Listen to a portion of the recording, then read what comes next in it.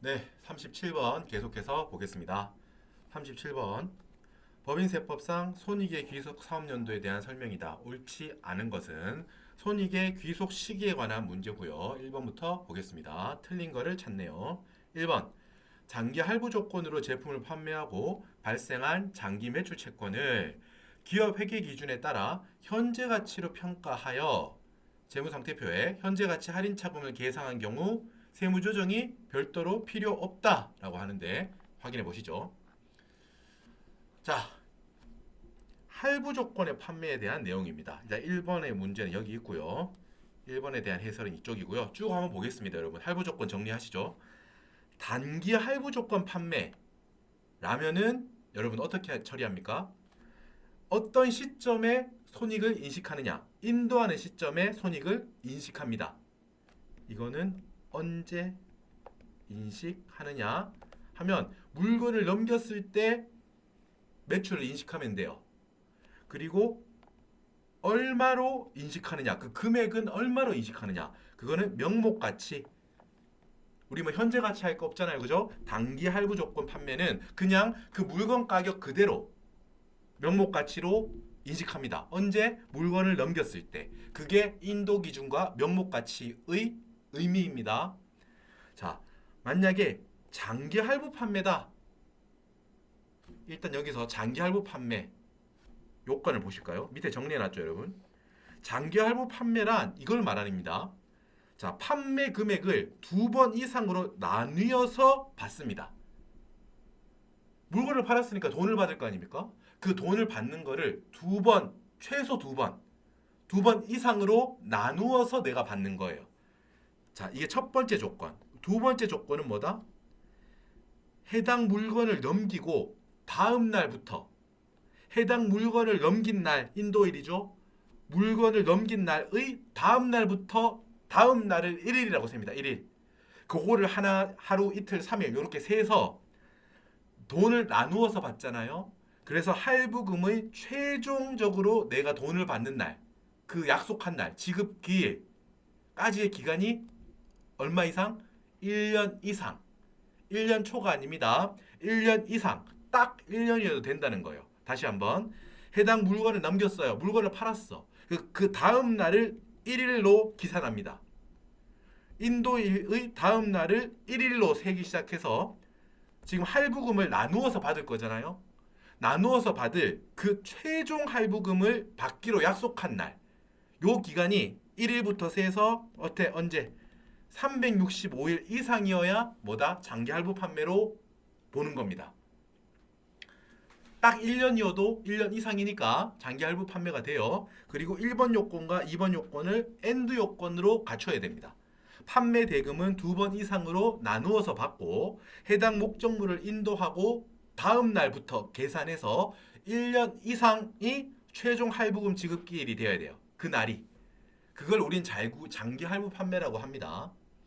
자, 여러분 다시 돌아와서 장기라고 하더라도 여러분 원칙적으로는 단기하고 똑같아요. 세법은. 물건 넘겼으면은 판매 인식합니다. 그리고 아무리 나누어서 받더라도 그냥 그 합의죠. 명목가치 합계를 인도하는 시점에 인식하는 게 원칙이에요. 똑같다고요. 단기 판매든 장기 판매든 똑같이 취급하는 게 세법의 입장이에요. 하지만 우리가 여러분 회계 공부하실 때 1년이 넘는 장기 할부 판매 같은 경우는 현재 가치 하는 거 많이 공부하셨죠, 우리? 뭐 3년 동안이면은 3년 동안 나누어서 받는다. 3억의 물건을 팔고 1억씩 3번 나눈다. 1년 말, 2년 말, 3년 말. 그러면은 각 해 말에 1억을 어떻게 현재 시점으로 당겨오잖아요. 현재 가치 할인하죠. 그래서 그 현재 가치로 할인한 금액을 매출로 잡았잖아요. 그리고 나서 현재 가치로 할인하면서 생긴 그 차액, 현재 가치 할인 차금이 그건 어떻게 인식해요? 3년이 흘러가면서 현재 가치 할인 차금을 상각하면서 이자 수익으로서 인식하죠. 그죠? 요게 회계에서 많이 했던 거잖아요. 그러니까 회계에서는 현재 가치를 한단 말이에요. 그러니까 세법에서는 그래, 나는 원칙은 단기하고 똑같아. 인도 기준으로 명목 가치로 평가하는 게 그게 나의 원칙인데 당신이 회계에서 현재 가치로 평가를 했었다면 나도 그걸 인정할게 라는 거예요. 조금 더 가볼게요. 자, 현재 가치로 했으면 나는 그걸 인정할 거고, 만약에 현재 가치로 하지 않고 회수기일 도래 기준으로 인식하셨나? 그럼 그것도 인정할게. 오케이? 회수기일 도래 기준은 아까 전에 예를 들면 이런 거죠, 여러분. 특례 1번은 현재 가치로 평가했다는 거는 3억에 팔았는데 이렇게 1억씩 3번으로 X 1년 말, X 2년 말, X 3년도 말에 나누어서 받는다라고 하면 어떻게? 요 100을 요 현재로 당겨오죠. 현재로 당겨왔더니 예를 들어 가지고 가상의 숫자죠. 그래서 2억 4천이더라. 그러면은 2억 4천에 대해서는 X 1년 초시점에 매출로서 인식하고 현재 가치 할인 차금인 6천에 대해서는 어떻게 한다? 요 3년 동안 나뉘어서 이자 수익으로 이 6천에 대해서는 현할차를 생각하면서 이자 수익으로 인식한다. 요게 특례 1번이에요. 그죠? 특례 2번은 뭐예요, 여러분? 초록색으로 해볼까요? 특례 2번은 자 3억짜리를 팔았는데 우리가 지금 똑같이 X 1년도 말에 1억, X 2년도 말에 1억, X 3년도 말에 1억 요렇게 나뉘어서 받읍시다 라고 했잖아요. 그럼 어때요? 세 번에 나뉘어서 받고 인도하고 나서 최종 할부금까지의 기간이 지금 3년이나 되죠. 1년 이상이잖아요. 그러니까 장기 할부잖아요. 특례 2번은 뭐다? 회수기일 도래 기준이다. 여러분 이거는 뭐예요? 말 그대로 해석하면 회수하기로 약속한 날이 도래했다. 그러면은 그 시점에 인식하라는 거예요. 어떻습니까? X 1년도 말에 1억을 받기로 약속했죠. 회수하기로 약속한 날이 도래했다. 언제? X 1년도 말에. 그럼 X 1년도 말에 1억을 매출로 인식하는 거예요. 이게 회수기일 도래 기준이에요. X 2년도 말이 되었다. 그러면 또 X 2년도 말에 또 1억을 회수하기로 약속했죠. 그럼 X 2년도 말에 X 2년도의 매출로 1억을 인식하는 거예요. X 3년도 말에 또 약속한 1억을 마지막으로 받기로 약속했죠. 그럼 X 3년도에 1억을 인식하기로 약속한 거니까 각 해별로 X 1년도 1억, X 2년도 1억, X 3년도 1억 이렇게 약속했잖아요. 그죠?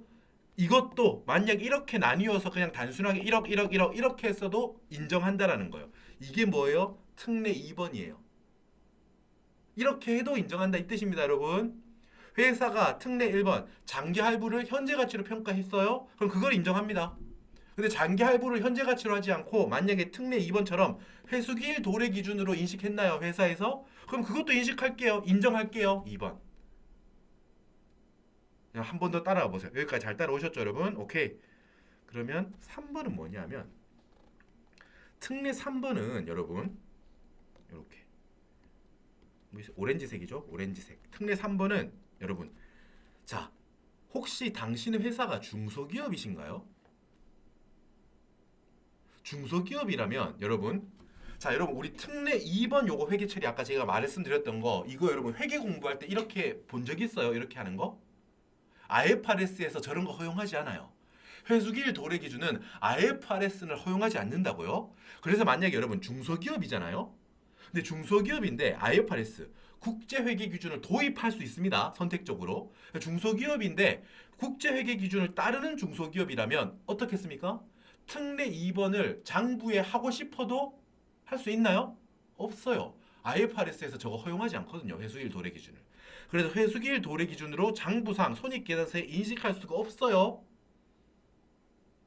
그래서 세법은 뭐를 허용해 주는 게 합리적일까요? 아, 중소기업이신가요? 그렇다면은 회수기일 도래 기준을 손익계산서에 못 쓰시죠? 그러면은 법인세를 신고하실 때 신고 조정으로 장부에 계상하지 않으셨어도 중소기업인 경우에는 법인세를 신고할 때 신고 조정으로 회수기일 도래 기준으로 숫자를 맞출 수 있게 해드릴게요. 라는 거예요. 가령 중소기업이니까 장기 할부에 대해서 보통 예를 들면 현재 가치로 했겠죠? 그죠? 근데 중소기업이라면 법인세를 신고할 때 회수기일 도래 기준 금액에 맞춰가지고 100 이렇게 나뉘어서 인식할 수 있게 신고 조정으로서 법인세 신고할 때 할 수 있게 해준다는 뜻이에요. 이건 중소기업에 대한 특례입니다. 이게 됐죠? 자, 여러분 제가 지금 여기 막 지저분하게 많이 썼는데 여러분 이제 이해 다 되셨죠, 여러분? 필요하신 분들은 뭐 이거 갖다 이렇게 필기 같은 거 보시고요. 자, 이제 좀 지우겠습니다. 내용은 이제 이해는 다 우리는 했으니까요. 할부 조건에 대한 강의를 드렸고, 아이고 내려오세요. 자,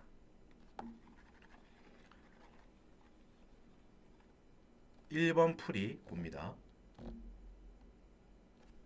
다시 풀이 돌아갈게요. 1번. 장기 할부 조건으로 제품을 판매하고, 자, 발생한 장기 매출 채권을 어떻게 했다고? 명목 기준, 인도 기준이 원칙인데 특례 1번을 적용했네요. 기업 회계 기준에서 현재 가치로 평가하라고 하니까 그렇게 했다는 거예요. 그럼 특례 1번, 현재 가치 할인 차금을 계상했다는 거예요. 즉 현재 가치로 평가했다는 거예요. 맞죠? 그럼 어떻게? 세무 조정이 필요합니까? 필요 없죠. 왜? 특례 1번을 적용하겠다는 거잖아요. 특례로서 장기 할부 조건도 인정하니까 추가적인 세무 조정이 없다는 거예요. 오케이. 2번. 자, 장기 할부 조건으로 판매했어요. 그리고 그 손익을 회사가 손익 계산서에 장부에 어떻게 회수기일 도래 기준으로 계상했대요. 그러면은 어떻게?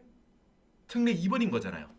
이를 세법도 인정하여 세무 조정하지 않는다. 맞아요. 이게 여기 있잖아요. 2번 방금 설명드렸던 거. 회사가 손익계산서에 회수기일 도래 기준으로 100 인식했다면 이것도 세법은 인정합니다. 오케이? 자, 그러고 나서 여기까지 봐버릴게요. 4번 장기 할부 조건에 대한 내용. 아까 뭐였습니까? 장기 할부 조건 1화 함은 1번 요건과 2번 요건을 둘 다 충족해야 됩니다. 팔고 나서 돈을 2번 이상 나누어 받아야 돼요. 2번도 됩니다, 여러분. 2번 이상이니까 2회 이상 나누어서 돈을 받고요. 2번은 뭡니까? 물건을 팔고 나서 인도일의 다음 날부터 셉니다. 1일째가 언제? 기산일이 언제? 여러분 해당 목적물의 인도일이 기산일이 아니에요. 해당 목적물을 인도하고 나서 다음 날을 1일로서 카운팅 시작한다고. 이 날을 1일로 해서 언제까지? 최종적으로 나누어 받기로 한 약속한 최종 할부금의 지급 기일이 언제까지여야 돼요? 이 기간이 1년 이상이어야 된다고요. 그래서 4번 보세요. 결국 4번이 정답입니다. 장기 할부 조건이라 함은 판매 금액을 2회 이상 분할해서 받고, 이건 맞네요. 근데 뭐? 인도일부터 최종 할부금의 지급일까지의 약속된 기간이 1년 이상인 것을 말한다. 맞아 보이나요? 틀렸죠. 어디? 인도일부터 세는 게 아니라고 했잖아요. 인도일의 다음 날부터 세요. 인도일부터가 아니라고요. 여러분 이러면 안 돼요. 아, 그 하루 차이 가지고 뭐 그 깐깐하게 왜 그러세요? 이러면 안 돼요, 그게. 맞죠? 이거는 기준을 잡는 거기 때문에 정확하게 해야 돼요. 인도일의 다음 날부터 최종 할부금의 지급일이 아니라 지급기일이죠. 약속. 실제 지급일이 아니라 지급기일로 판단하는 거. 이 부분도 틀린 거로 봐야 돼요. 지급기일. 아셨죠? 지급기일의 기간이 1년 이상. 여긴 틀린 게 아니에요. 1년 이상은 맞아요. 인도일의 다음 날이에요. 그리고 실제 지급일이 아니고 지급기일. 여기서는 사실 여러분 근데 이 지급일을 지급기일로 해석할 수도 있어요. 해석을 최종 할부금의 지급일, 지급하기로 약속한 날로 이 문장 안에서는 해석할 수 있는 거예요. 왜냐하면 보세요 여러분, 이건 사실 객관식이라서 해석을 그렇게 해야 돼요. 물건을 팔았죠. 물건이 넘어갔어요. 그럼 이 시점에 우리는 결정을 해야 돼요. 이게 단기 할부인지 장기 할부인지 결정을 해야 될 거 아니에요. 그러면 그걸 판단할 때 여기는 명백하게 틀린 거예요. 인도일부터 세면 안 돼요. 인도일의 다음 날이 1일이라고요. 기산일. 근데 여기 최종 할부금의 지급일은 이 포함, 여기가 이 문제에 따라서 여기서 출제자의 의도가 약속한 날로 나는 썼어 라고 할 수도 있어요. 이게 객관식 문제라니까. 객관식 문제가 원래 그렇습니다. 다른 문장하고 비교해야 될 수도 있습니다. 엄밀하게 정말 따지자면, 칼로 들이대자면 지급일이 아니라 지급기일이죠. 하지만 만약에 다른 문제를 푸는데 다른 문장이 틀린 데가 없어요. 그러면 이게 지급일이 아니라 지급기일이니까 틀린 걸로 봐야 되지만, 다른 문장이 명백하게 틀렸으면 그거를 선택하셔야 돼요. 여러분 모든 객관식 시험이 그렇습니다. 상대적으로 푸는 거예요. 상대적으로. 이 문제 같은 경우는 여기가 명백해요. 인도일부터라고 하면 이거는 틀린 문장이 돼버렸어요. 아시죠? 근데 만약에 인도일의 다음 날부터 최종 할부금의 지급일까지의 기간이라고 했으면 다른 문장까지 비교해서 판단하셔야 된다고요. 왜냐하면 물건을 팔았을 때는 이 최종 할부금의 지급일을 약속한 날로 나는 썼어라고 출제자가 의도했을 수도 있거든요. 물론 엄밀히 말하면 그게 정확하다고는 할 수 없지만 범위 안에 있는 거예요. 그거는 아시겠어요? 여기서 만약에 인도일 다음 날부터 최종 할부금의 지급일, 이거는 봐봐라는 거야. 예를 들면 출제자가 물건을 인도하는 시점에 지금 이거를 결정해야 돼요. 단기 할부인지 장기 할부인지. 그렇다면 이 시점에는 당연히 지급 기일은 아직까지 그날이 안 왔기 때문에 지급 기일에 지급이 되면은 지급 기일이 지급일이 똑같아지는 거고, 지급 기일에 지급이 안 되면 그거는 지급 기일이 지급일이 안 된 거잖아요. 여러분, 제가 여러분 말장난 하려는 게 아닙니다. 아셨죠? 지금은 미래에 일어날 일이기 때문에 지급 기일에 지급이 된다는 가정을 하고 나는 출제했다, 이렇게 말할 수도 있는 거라고요. 상대적인 거예요. 상대적인 거. 다른 문장들이 만약에 다른 보기가 다 맞다라고 하면 이거 지급일이라고 표현하면 안 된다라고 할 수 있다고요. 주장할 수 있어요. 우리가 지급일이 아니라 지급 기일로 판단해야죠 라고 할 수 있지만, 만약에 다른 보기에서 틀린 게 나오잖아요. 그럼 그게 정답이라고요. 아셨죠? 이게 객관식 문제 풀이에 뭐 묘미라고 하긴 뭐 하고, 이제 객관식을 공부할 때는 이런 것까지 꼼꼼하게 보셔야 돼요. 여기서는 일단 인도일이 아니라 인도일의 다음 날, 인도일의 다음 날. 됐죠? 오케이. 이렇게 해석해야 돼요. 정답은 4번이고요. 자, 3번 보겠습니다. 3번. 법인이 만약에 중소기업이다. 이렇다면 계약 기간이 1년 미만인 단기건설공사에 대해서는 손익의 귀속 시기를 인도 기준으로 적용할 수 있다. 맞는지 볼게요. 이 3번 문제 보기. 뒤에 있네요. 건설공사 따로 정리해놨습니다. 건설공사가 정리되어 있어요. 3번의 해설은 여긴데 예외 2번인 거니까 기본적으로 쭉 다 봅시다. 원칙적으로 여러분, 건설공사는 장기든 단기 상관하지 않고 무조건 진행 기준을 적용합니다. 법인세법은요. 장기는 계약 기간이 1년 이상이면 장기 건설, 계약 기간이 1년 미만이면 단기 건설이라고 불러요. 하지만 법인세법에서는 장기 건설이든 단기 건설이든 상관없어. 법인세법 나는 무조건 이거 진행 기준 적용한다. 이게 세법의 입장입니다. 다만 첫 번째 예외. 이 진행 기준을 적용하려면 진행률을 계산해야 되거든요. 우리 이거 회계에서도 많이 하잖아요. 근데 진행률을 계산할 수 없다면은 인도 기준을 적용한다. 여러분, 인도 기준은 우리가 이 건물을 짓는 거잖아요. 건물을 짓는데 1년 안에 지으면 단기 건설 공사, 1년이 넘게 걸리면 장기 건설 공사인데, 인도 기준이라는 건 뭐예요? 완성을 해야 인도할 거 아니에요, 이거. 나한테 건물 좀 지어달라고 누가 부탁한 거 아니에요? 돈 줄 테니까 지어달라는 거지. 내가 그걸 지어주고 있다 이 말이야 지금. 인도 기준, 다른 물건이면 내가 갖고 있던 거 그냥 넘기는 거잖아요. 근데 건설공사는 어때요? 이거를 완성해야 인도할 거 아닙니까? 그래서 건설공사에서는 어떻다? 완성해야 인도하니까 인도 기준이 완성 기준하고 같은 말이 되는 거예요. 맞죠? 이게 예외 1번이었고, 지금 이 문제는 뭐다? 예외 2번이에요. 예외 2번 뭔데요? 자, 만약에 이 건물을 짓는 회사가 중소기업이면서 단기건설인 경우에는 진행 기준을 적용하지 않고, 어떻게? 진행 기준을 적용할 수 있음에도 불구하고 내가 중소기업이면서 단기건설에 대해서는 진행률이 아니라, 진행 기준이 아니라 뭐를 적용할 수 있다고요? 인도 기준, 즉 완성해서 넘기는 완성 기준을 적용할 수 있습니다.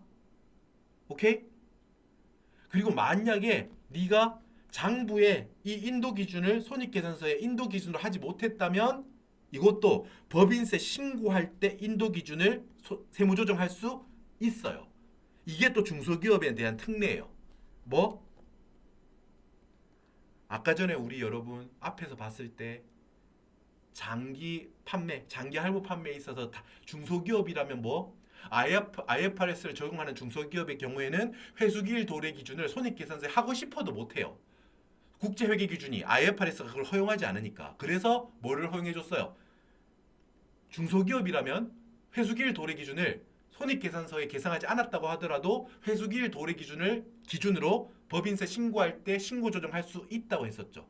그게 중소기업 특례라고요. 근데 여기도 중소기업 특례예요. 건설공사라면 중소기업인 경우에 만약에 중소기업이 단기건설하고 있다면 뭐 인도 기준을 손익계산서에 적용할 수 있고 이런 손익계산서에 계상하지 못했다면은 진행률로 손익계산서에 했다고 하더라도 뭘로 신고 조정할 수 있다? 법인세 신고할 때 인도 기준으로 신고 조정도 할 수 있다. 이게 바로 중소기업 특례입니다. 3번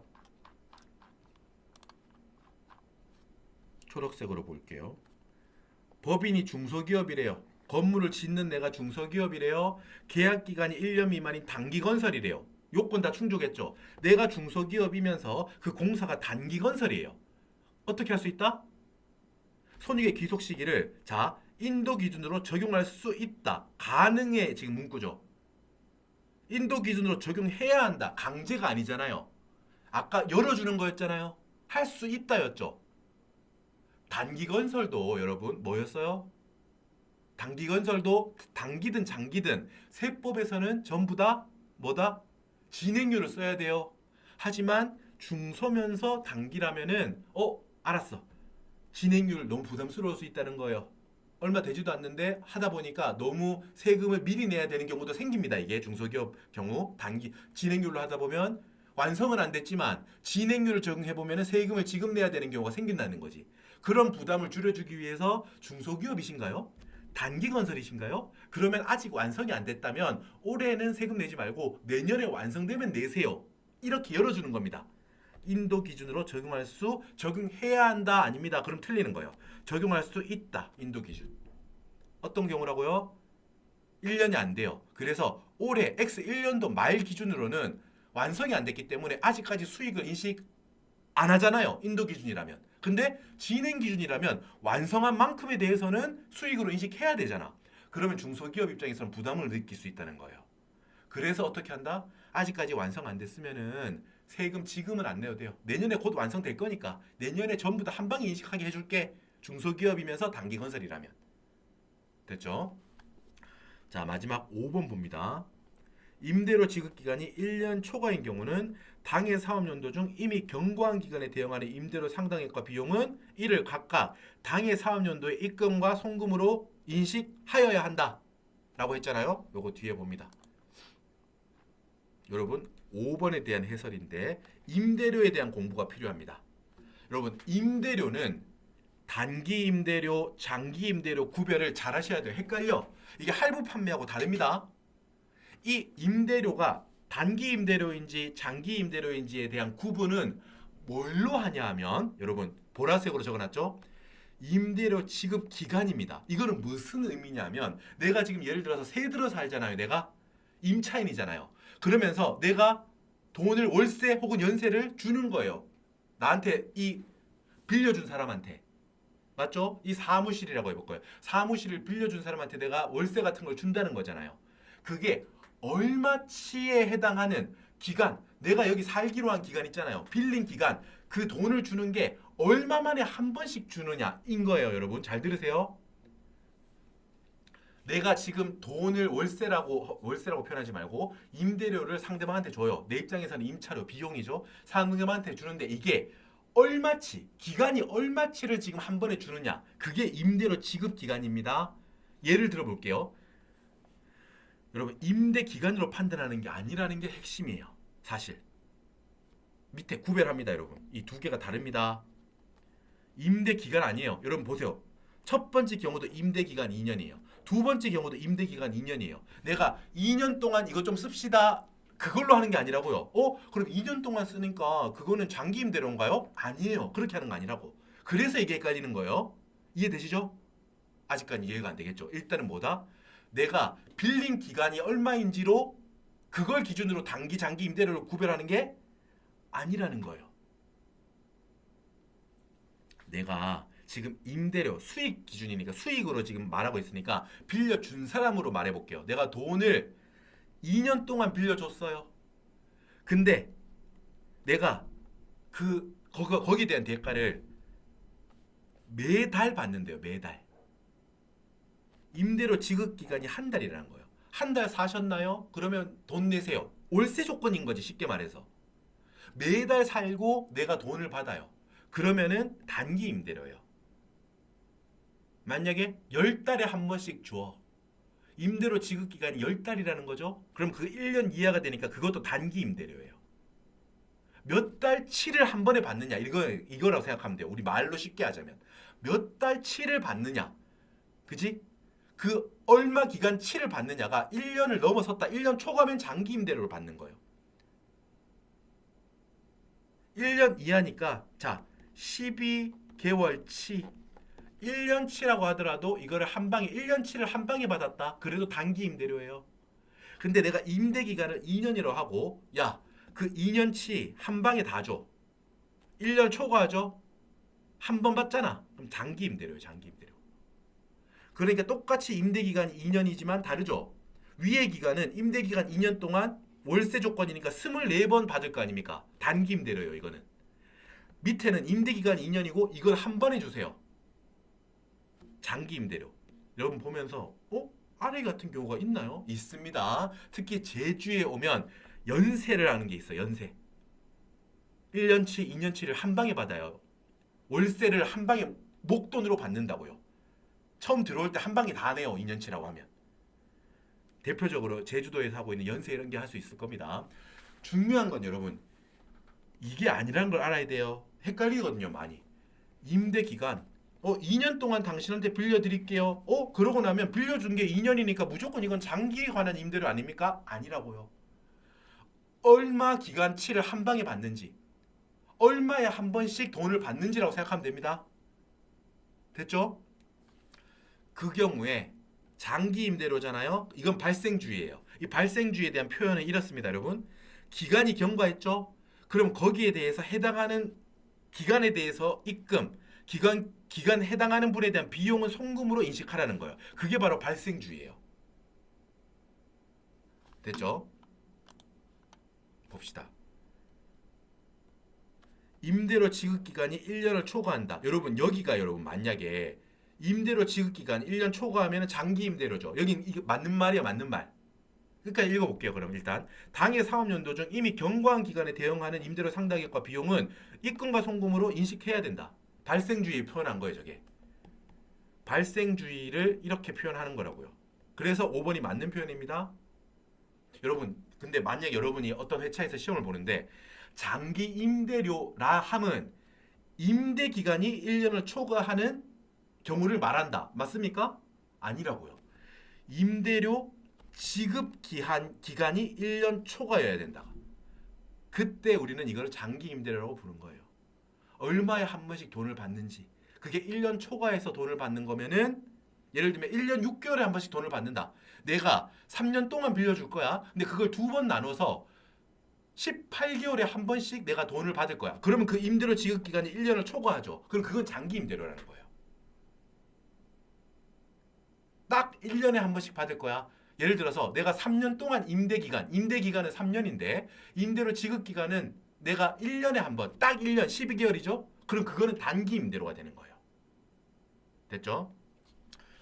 자, 주의하시라고 제가 강조했습니다. 자, 조금 길어졌는데 자, 여러분 손익 귀속 시기가 좀 이제 많거든요, 내용이. 제가 보면 뒤쪽에 오늘 수업한 거 강의할 때 말씀드린 거 말고도 뭐 일반적인 재고 자산의 판매, 수입 이자, 이자 비용, 지급 이자, 배당, 그리고 여기 매출 할인에 대한 어떤 귀속인지 여러 가지 뒤에 정리할 게 많습니다. 그리고 23년도 개정돼 가지고 나왔던 금융보험업법인의 수입보험료 같은 내용도 있고요. 자, 정리해 놨으니까 여러분 꼼꼼하게 요거 잘 복습해 두세요. 자, 수고 많으셨습니다. 잠깐 쉬셨다가 다음 문제에서 뵙겠습니다. 고생하셨습니다.